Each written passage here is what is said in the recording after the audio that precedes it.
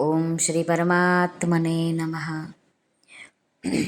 શ્રીમદ્ ભગવદ્ ગીતા અધ્યાય 18 મોક્ષ સંન્યાસ યોગનો શ્લોક ક્રમાંક 11. કર્મો કરવામાં રાગ ન હોય અને છોડવામાં દ્વેષ થાય. આવું શા માટે કરવામાં આવે? કર્મોનો સર્વથા જ ત્યાગ કેમ ન કરી દેવામાં આવે? આ શંકાને દૂર કરવા માટે આજનો શ્લોક ભગવાન કહે છે. તો ચાલો આપણે જોઈએ આજનો શ્લોક.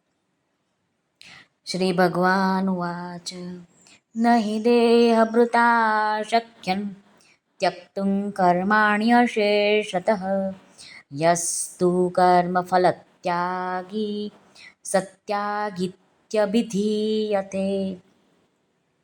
શ્રી ભગવાન અર્જુનને કહે છે, શરીરધારી કોઈ પણ માણસ દ્વારા સંપૂર્ણપણે બધા જ કર્મોને ત્યજવા શક્ય નથી.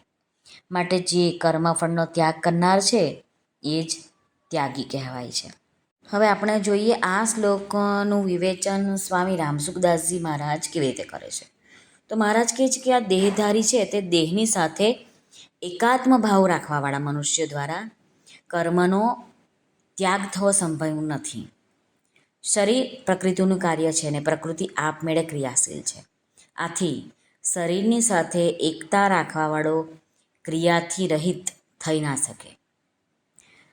મહારાજ કહે છે કે હા, એમ થઈ શકે કે મનુષ્ય યજ્ઞ, દાન, તપ, તીર્થ વગેરે કર્મોને છોડી દે, પરંતુ તે ખાવું, પીવું, ચાલવું, ફરવું, આવવું જવું, ઉઠવું બેસવું, સૂવું જાગવું, આ જે આવશ્યક ક્રિયાઓ છે, શારીરિક ક્રિયાઓ, તેને કેવી રીતે છોડી શકશે?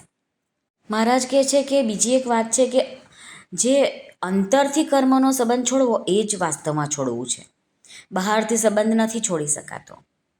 મહારાજ કહે છે કે જેમ કે સમાધિમાં બેસે તો તે વખતે બહારની ક્રિયાઓનો સંબંધ છૂટી જાય છે, પરંતુ સમાધિ પણ એક ક્રિયા છે, એક કર્મ છે.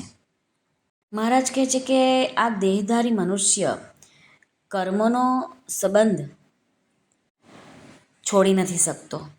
કર્મોનો આરંભ કર્યા વગર નિષ્કર્મતા એટલે યોગ નિષ્ઠા પ્રાપ્ત નથી થતી, અને કર્મોનો ત્યાગ કરવા માત્રથી સિદ્ધિ એટલે કે સાંખ્ય નિષ્ઠા પણ પ્રાપ્ત નથી થતી. આ શ્લોક કર્મયોગની દ્રષ્ટિએ કહેલો છે. કર્મયોગમાં કર્મફળની ઈચ્છાનો ત્યાગ હોય છે અને જ્ઞાનયોગમાં કર્તાપણાના અભિમાનનો ત્યાગ હોય છે. કર્મફળના ત્યાગનો અર્થ છે કે કર્મફળની ઈચ્છાનો ત્યાગ.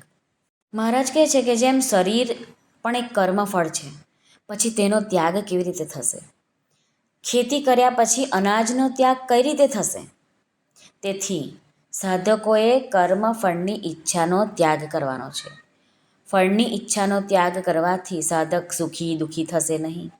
તેથી ગીતામાં ફળની ઈચ્છાના ત્યાગને જ ત્યાગ કહેવામાં આવ્યો છે.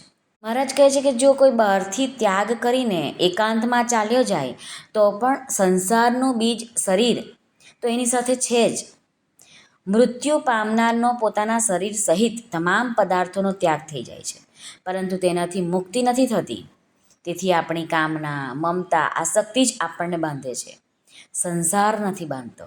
એ માટે આપણા સ્વાર્થ માટે કશું ન કરવાથી કર્મોથી સંબંધ વિચ્છેદ થઈ જાય છે.